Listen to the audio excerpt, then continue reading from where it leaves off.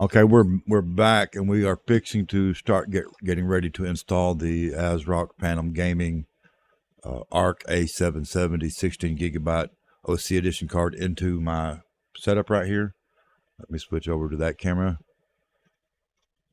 And if you've seen the previous video, I am pulling out my RTX 3090 Ti Founders Edition card to install that card in this rig, and this is the rig that we're going to be testing it in. I don't know that y'all can see that, but I'll put that right there, and there's the specs. Unfortunately, I'm not going to be able to do the recording while I do the actual installation and most of the setup of the software because I'm recording via the computer. Let me show you my setup a little bit. If you look, hold on.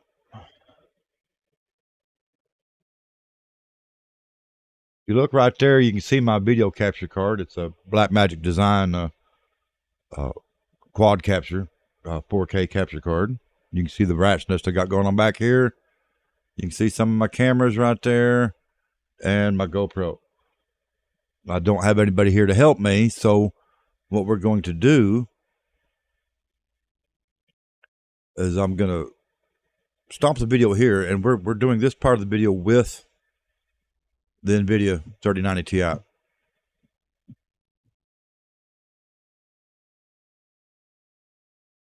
And what we're going to do, come over to my downloads.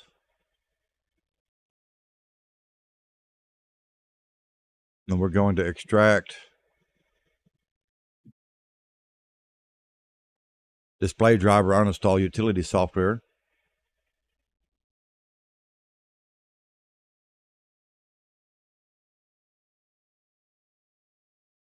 And get it going.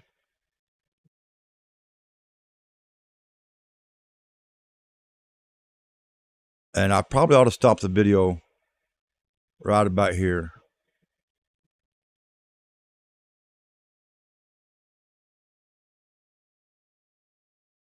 Yeah. We're going to remove everything. We're not removing any AMD stuff.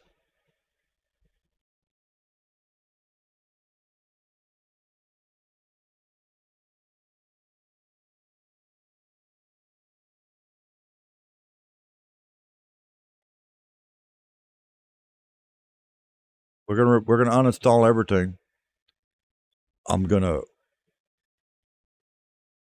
shut this computer down. I'm gonna end the stream before I do the uninstall because I have to have the video driver while I'm recording. But anyway, we're gonna stop the recording right here, get all the drivers uninstalled, shut the system down, pull the video card, install the new video card, and then we'll come back once we get the drivers installed. So be right back.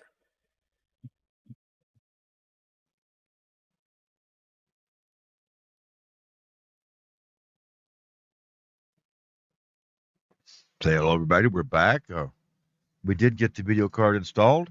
The hardware installation, of course, was pretty straight up, simple. No fuss, no fuss. Installing the software was same deal. I have to say that Intel's extremely long relationship with Microsoft probably contributes to the fact that their software is so polished and works so well. It's not their first rodeo. Switch over to GoPro so y'all can see the card installed. And because this just so happens to be an ASRock motherboard, I already have their RGB Sync software installed, and that was easy. There wasn't any problem with setting that up.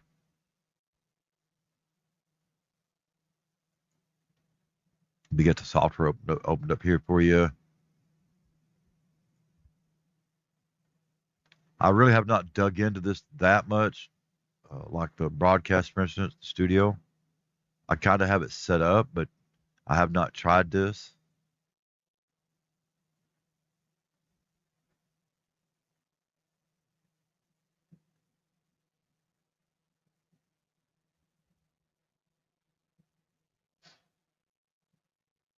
Seems pretty.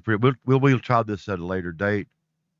But I use OBS or Streamlabs OBS or Expert Broadcaster, so that hasn't been a problem. Let me show you.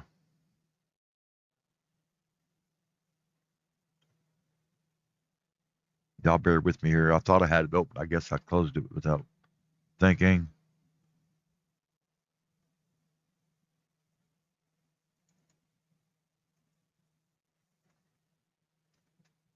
It shows up the Intel Arc A770 graphics. It gives you all the specs there. You can see it. And it shows that resizable bar is enabled. I do have an old system in the back that has an Intel i7 6700 in it. It's a 6th gen. It does not have resizable bar, and it has a 2070 Super installed, but it's still been a pretty good setup. We may move this card into that system later and test it both ways. That way, it's not just on one system. You know, we're checking it on the. I won't say this is the latest and greatest, but it's almost. It's the RTX 5900X. It's got 32 gigs of DDR4 PC 3600. It's just a good setup. This was built last September, so it's or no, October, so it's what, 10 months old. We did do some streaming and gaming. The gaming was wonderful. I was really impressed because in PUBG on PC, all my settings were on ultra, with a few exceptions, that being foliage and effects. Uh, Everybody that plays PUBG knows that you turn your foliage down to as low as it'll go, and you turn your effects down a little bit. And it did extremely well. I was seeing frame rates up there to 200 FPS. It wasn't bad at all. In fact, during gaming and streaming, I was still seeing anywhere from 100 to 140 FPS. A lot of people don't believe you when you say that streaming will cause you a hit on your frame rate in game. They don't understand how that works. The game uses system resources that you no longer have in the stream, and the stream will take resources and use resources that you need in the game. It slows everything down just a little bit. Even though you have your stream set to hardware decode or encode, it still has to use CPU resources to run the software. You see what I'm saying? So you will take a hit in game if you're streaming. Period. The only issue I ran into so far when we were streaming last night, I actually thought it might be the video card because I was having issues in the stream. The game was fine. And then I realized, because I was also feeding a stream over into Discord, so technically I had 2 streams going, which takes resources. And the Discord was fine. The problem was with the live stream, and I was using Restream.io. It's nothing against Restream.io. I've never had a real problem out of them. Other people have had issues from time to time. It happens with any service. So I stopped the stream, figured out what was going on, just streamed directly to Facebook at 1080p, 4400 bitrate, and it was fine. And I was still gaming on ultra settings in game. Anyway, we will be editing this video with this video card. So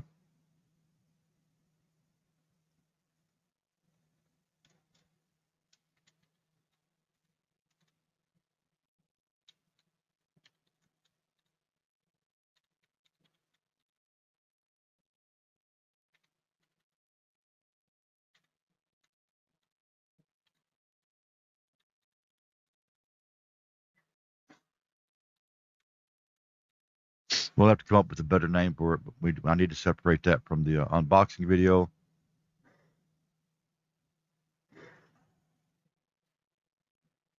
So we're going to wrap this up right here, get to editing the video, and make sure you click that like, that subscribe, that follow, that share, depending on which platform you see this video on, because we will be doing future updates and video and live streaming with this video card. So if you make sure you turn on the notifications so you get notified when we upload new content or we go live, and you won't miss out.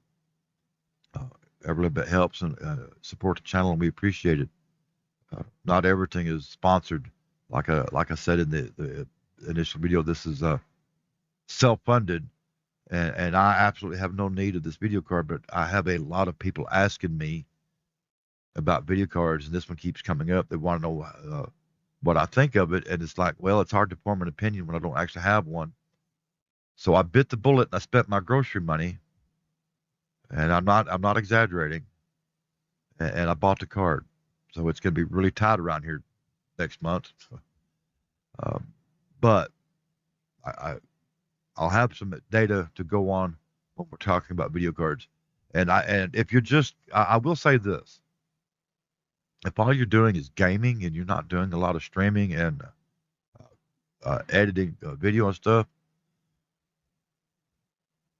the A750 is probably a little bit more bang for your buck.